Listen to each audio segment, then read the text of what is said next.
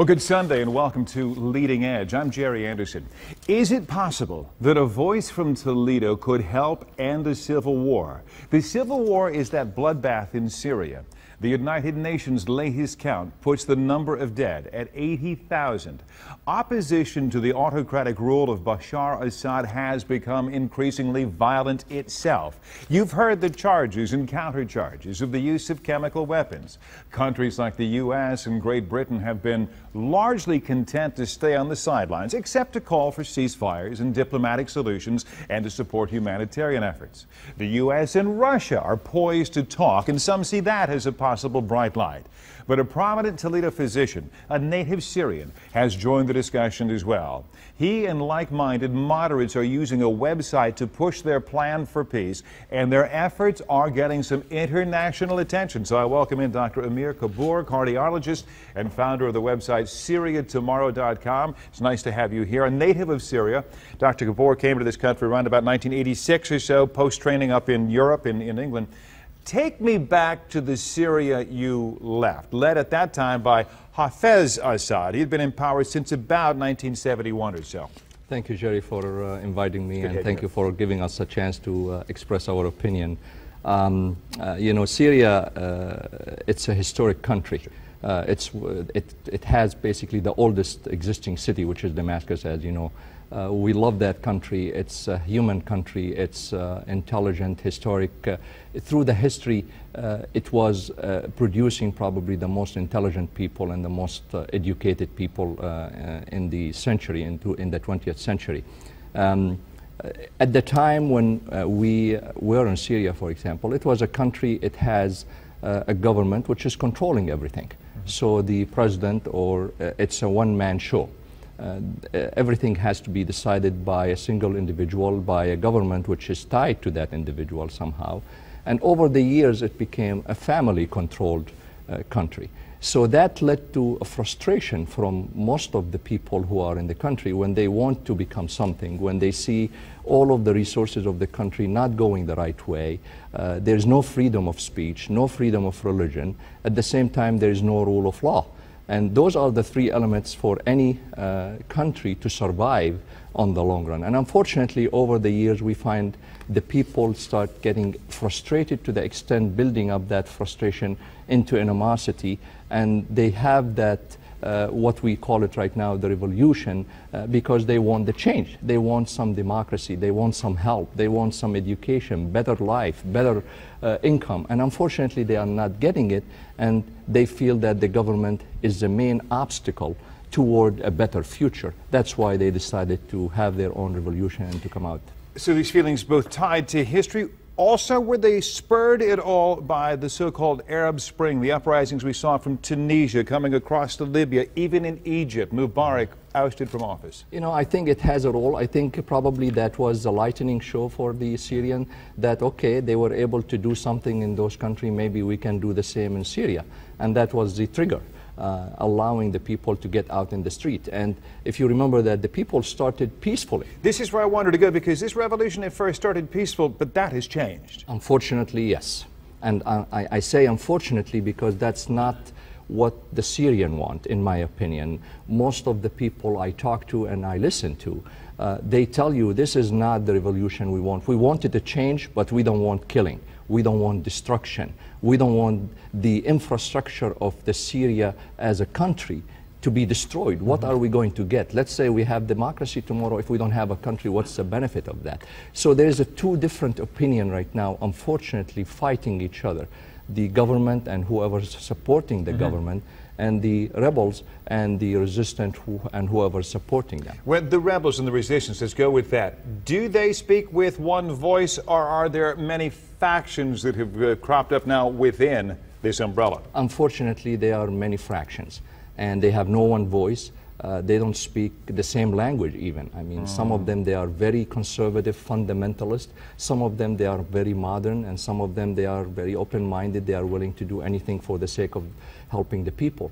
And that putting them in a position where they are not united as one voice, as one representative, for example, to speak in one voice to the international community, putting the international community in a position which saying, who are we going to trust? Well, this is true. I mean, I think almost everybody, if you have a heart and a soul, you would support humanitarian aid, but now you talk about arming rebels, and people like the United States say, well, wait just a minute. We may be arming some folks who have no use for us at all. Correct statement? Absolutely, absolutely. I think we have to be very cautious.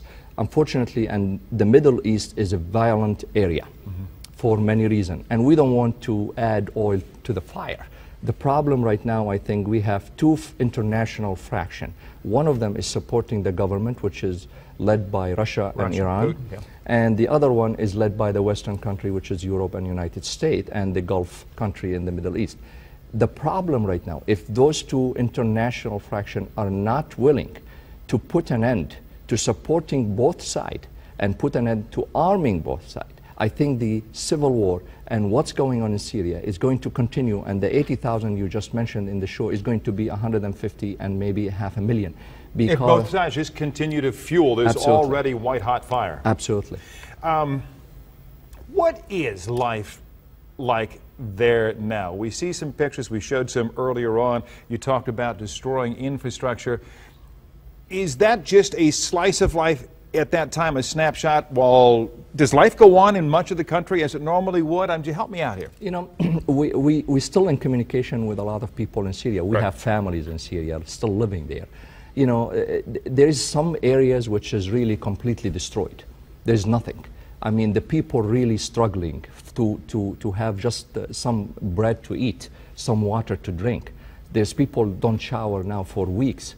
This is unfortunate situation. There is some areas, on the other hand, still somewhat surviving. I mean, they have the basic life need, which is controlled probably by the government. So, but there is no rest. The whole country is burning. The whole country is destroyed. And the people, unfortunately, they became two fractions. There's brothers don't talk to each other. There's friends don't talk to each other because some of them supporting this side and some of them supporting this side. And we are not getting to a definite resolution. That's why really it's so sad to see that thing going on in that country. We haven't even begun to touch on some possible solutions as specifically addressed by SyriaTomorrow.com. They're not just out here saying, I wish this would go away. They're actually trying to author a plan for peace, a workable plan for peace within Syria, supported by the international community. Fair statement. So we're going to get to that in our next segment. You said something about democracy earlier. Do the people of Syria, are they in love with the idea of democracy, or are they more in love with the idea of lifestyles they see elsewhere in places that may have democracies? I think we are in love of the lifestyle. We see it online. We see it on the internet. We see it in the United States and in Europe. We are telling the people, this is the beautiful life. This is the democracy. We can say and do whatever we want.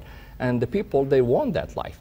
But they are thinking it's that simple, it's that easy. Just by having a revolution, we are going to have that kind of life, which is impossible. In an area that has never had democracy. That's exactly right. We never had in Syria democracy. For example, I always claim that Syria, as one of the Arab countries, one of the countries in the Middle East, for the last 2,000 years, we never had democracy. So suddenly right now, just to come and say we are going to implement this democracy. Yeah, flip a switch and we have democracy. It doesn't work. It doesn't work that way. We're still working our way through some things 200 well-plus years in this country, right? He is Dr. Ameer Kabour, native Syrian, a leader in the efforts to bring about an end to the civil war in the country. I'm going to be back. We're going to talk about Syria tomorrow, some places that you would like to see us go in the effort to find a peaceful solution to this terrible, terrible civil war. Absolutely. Okay, we'll be right back.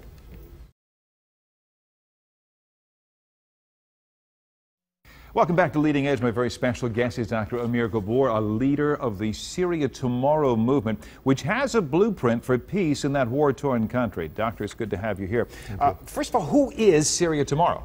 Syria Tomorrow at this point is a group of educated physician, engineer, business people who are having no political ambition, no financial ambition, who love their back home country and wants to help to resolve that problem and find a solution for this civil war unfortunately going on. Stretching from right here in Toledo out to California, from what I read. That's absolutely right. And when you start talking about it, it's important to mention, you believe that a solution, a workable solution, has to be non-financial, non-political, and non-religious. That's absolutely right. I believe in that the separation between politics and religion. It should not be part of the any solution in the Middle East, because the Middle East is so fundamentally biased somehow by religion and ideology, and we should, if we want to build up a democracy in that country, it has to be separated. You would have an elected legislative component. Yep.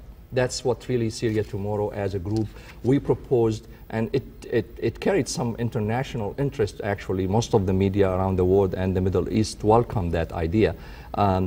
We proposed a Congress of 140 people, and that proposal suggested that some representative comes from the government. So in that case, they get to handpick. That's exactly right. 20. And 20 also comes from the rebels, or whatever we call it, the resistance at this point. So in that case, they are equally represented. But the majority, which is 100 people, are coming from elected people by the Syrian people based on democratic elections supervised by international community, not by the Syrian government. You anticipated what my next question was going to be. How do you have elections when the government runs the military, has its own vested interest called survival? Absolutely. So the international community would have to come in closely monitored to ensure any credibility for this election. I agree with that, because we are hoping during that transition to get to that election, probably a technocrat government where some professional people run the main elements of the government until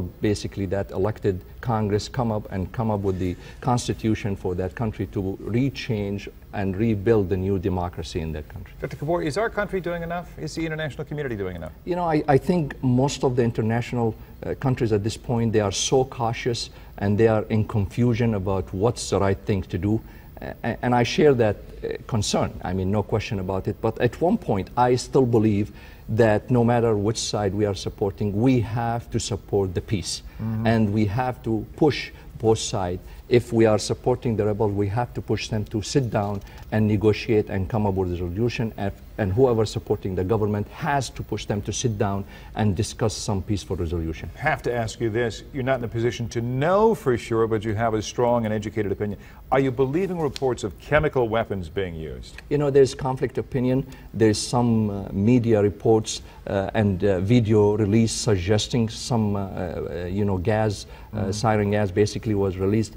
I have some doubt, to be honest with you, in my opinion, because I use my logic. And probably the logic say if the government knows that they are going to release some chemical weapon and they are going to be penalized by the international community and could trigger a war against them, why on earth they will do that? Well, and somebody suggested that the gas could have come from the opposition. Which is a possibility, but also I doubt that at this point. I think it's mainly the problem right now that both sides, they are using propaganda through the media. If there's one thing that the world community would stand against, it's the use of chemical weapons. To use the chemical weapon is an automatic I lose, because it's going to be me against the world at this point. Absolutely. I agree. I hope you continue to get traction. Will you keep us updated? I will. To think that a voice from Toledo, coupled with other voices of moderation seeking peace, could lead the way to peace in a country in which 80,000 people have died in a terrible civil war. My thanks to Dr. Ameer Kabour. Thanks for being here.